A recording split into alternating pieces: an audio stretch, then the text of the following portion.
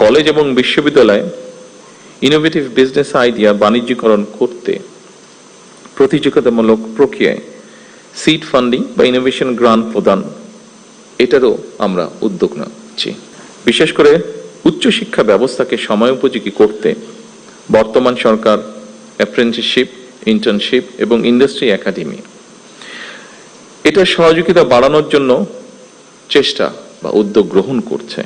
প্রাথমিকভাবে বিভাগীয় শহরগুলোতে অবস্থিত বিশ্ববিদ্যালয়ের সঙ্গে স্থানীয় শিক্ষা ও ব্যবসা প্রতিষ্ঠানের সম্পর্ক স্থাপন করার এই কার্যক্রম শুরু করার উদ্যোগ সরকার নিচ্ছে, যার ফলে আমরা মনে করি শিক্ষার্থীগণ পুঁথিগত বিদ্যা অর্জনের পাশাপাশি হাতে কলমে শিক্ষা লাভ করে শিক্ষার্থী অবস্থাতেই কর্মদক্ষতা অর্জন করতে সক্ষম হবেন। ফলে শিক্ষা জীবন শেষে সম্ভবত তাকে আর বেকার থাকতে হবে না। কলেজ এবং বিশ্ববিদ্যালয়ে ইনোভেটিভ বিজনেস আইডিয়া বাণিজ্যিকরণ করতে প্রতিযোগিতামূলক প্রক্রিয়ায় সিড ফান্ডিং বা ইনোভেশন গ্রান্ট প্রদান এটারও আমরা উদ্যোগ নিচ্ছি এবং এর উদ্দেশ্য ক্যাম্পাস থেকেই ব্যবসায়িক উদ্যোক্তা তৈরি করা।